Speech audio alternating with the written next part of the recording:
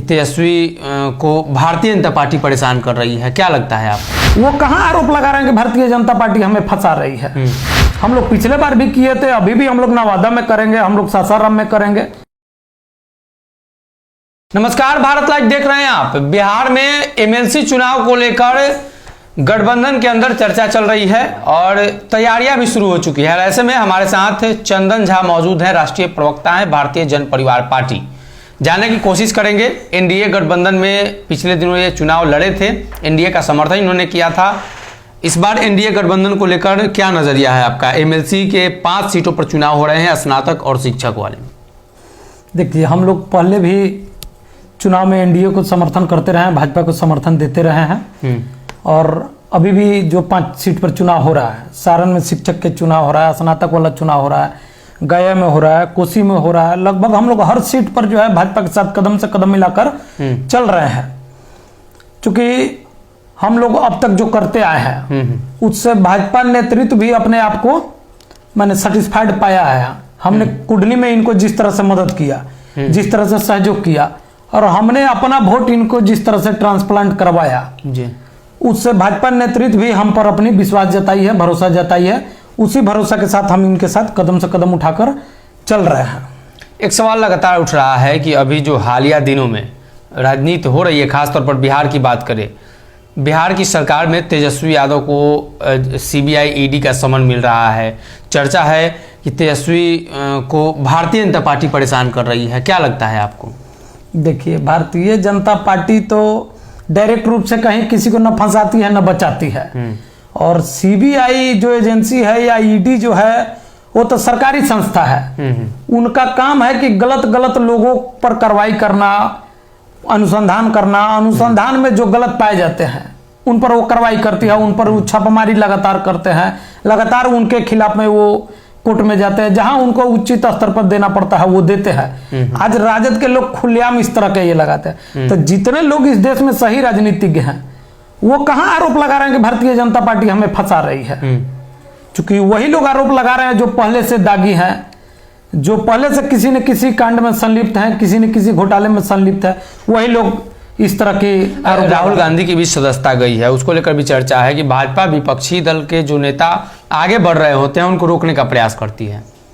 ऐसी बातें नहीं है, बहुत सारे देश में विपक्ष के भी नेता हैं, वो लोग आज भी राजनीति के मुख्य धारा से जुड़े हुए हैं। खुलेआम मोदी जी से जो है आंख में आंख लड़ा करके बात करते हैं। अखिलेश यादव जी है, चाहे ममता बनर्जी जी है या स्टालिन ही है, बहुत सारे नेता इस देश में है।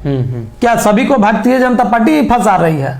आज दोषी कोर्ट माननीय न्यायालय ने जब इनको दोषी पाया है तो वो तो फैसला माननीय न्यायालय का था और माननीय न्यायालय का जो फैसला है वो उनके आदेश के तो सब लोग मानती है। तो माननीय न्यायालय ने आदेश दिया है कि 2 साल की सजा इनको दिया जाता है, उस सजा पर जो है इनकी सदस्यता गई है। अभी सम्राट चौधरी को भाजपा प्रदेश अध्यक्ष बना रही है, क्या आसार है बिहार में आप लोगों के हिसाब से? इसलिए कि आप लोग पहले के टर्म में संजय जायसवाल के साथ काम कर रहे थे, अब प्रदेश अध्यक्ष बदले हैं। देखिए, ये तो एक प्रक्रिया है, एक पार्टी की संविधान है, पार्टी की नियम है कि इतने बरस तक जो है इनका कार्यकाल रहेगा। उस कार्यकाल के अंदर पार्टी ये सर्वे करती है, ये जांचती है, परखती है कि ये हमारे उम्मीदों पर कितना खड़े उतरते हैं। उसके बाद जो है पार्टी उस हिसाब से अपना आकलन करके अगली कदम उठाती है। और हमारे पिछले जो अध्यक्ष थे भारतीय जनता पार्टी के संजय जायसवाल जी, वो हमारे चंपारण से ही बिलोंग करते हैं, मेरे बगल के क्षेत्र के वो सांसद हैं। उन्होंने अच्छा काम किया है। उसके बावजूद बिहार की राजनीति के जिस तरह से समीकरण बदला है, देश की राजनीति की जो समीकरण बदल रहा है, अब युवा की मांग हो रही है चारों तरफ, युवा नेतृत्व हर जगह से उभर करके सामने आ रहे हैं।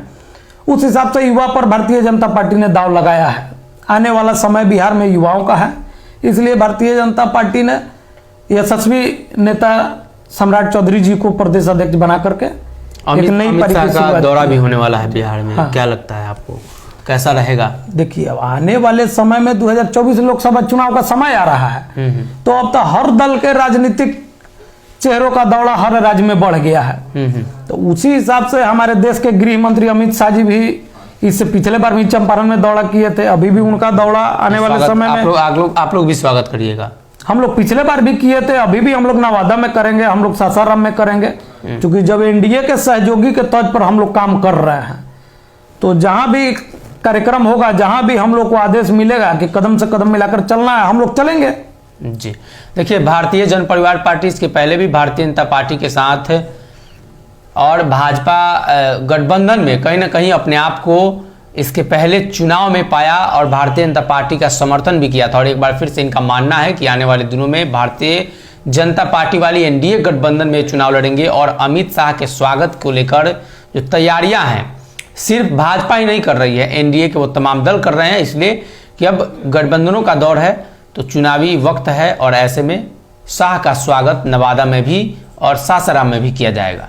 अगर ये वीडियो पसंद आई और वह बिहार के राजनीति और बिहारियत से सरोकार रखेनी तो सब्सक्राइब बटन दबा के चैनल के सब्सक्राइब कर ली। ओजे एगो घंटी बा, ओकरा बटन दबा देला से कुल सटीक और मारक खबर रुआ मुफ्त में मिल जाई।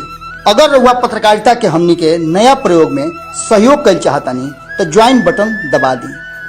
पेटीएम नंबर नोट कर ली 9386816700। धन्यवाद।